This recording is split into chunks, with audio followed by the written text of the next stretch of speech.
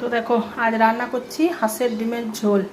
5টা ডিম দিয়েছি, সিদ্ধ হচ্ছে ডিম, আর এখানে আলুটাও আমার সেদ্ধ করা আছে। আজ রান্নাটা তোমাদের সাথে একটু শেয়ারই করি। হাঁসের ডিমের ঝোল আর কে না জানে, তবুও আমি আমার মতন যেটা করি সেটাই তোমাদেরকে দেখাবো। তো দেখো কড়াইয়ে দিয়ে দিয়েছি 5 ফোড়ন, দিয়ে দিচ্ছি তেল। তেল কিন্তু একটু কম করে দেওয়া হয় ভালো, যা গরম পড়েছে গো।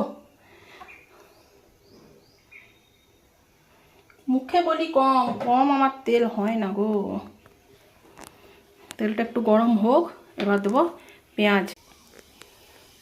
তেল গরম হয়ে গেছে, দিয়ে দেবো পেঁয়াজ।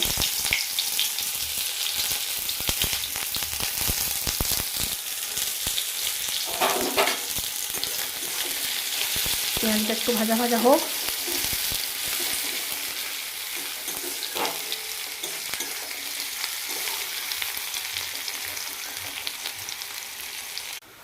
এদিকে মশলার মধ্যে আছে লঙ্কা গুঁড়ো, হলুদ গুঁড়ো, জিরে গুঁড়ো, ধনে গুঁড়ো, আদা বাটা, নুন আর চিনি। এটাতে সামান্য একটুখানি জল দিয়ে দিই।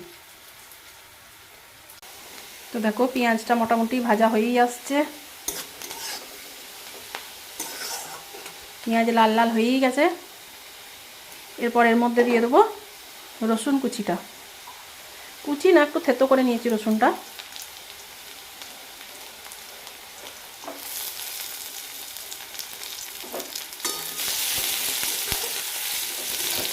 পেঁয়াজ রসুন ভাজার পর মশলাটা যেটা দেখানো জল দিয়ে গুলে দিয়ে দেবো।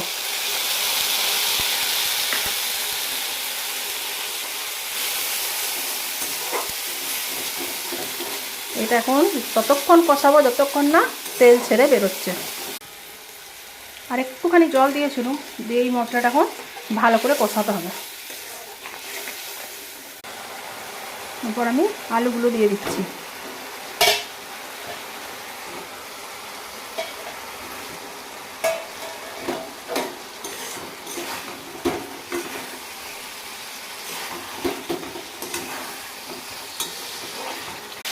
দেখো এরপর তেল ছাড়তে শুরু করেছে, তার মানে আমার মশলা আলু ভালো করে কষানো হয়ে গেছে।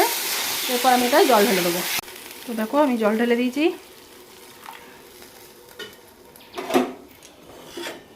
পরের পর একটু ফুটুক, কালারটা কেমন এসছে।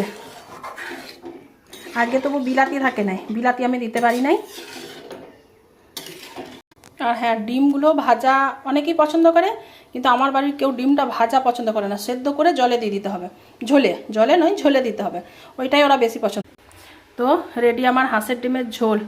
তোমরা কে কে ভালোবাসো আমাকে একটু সবাই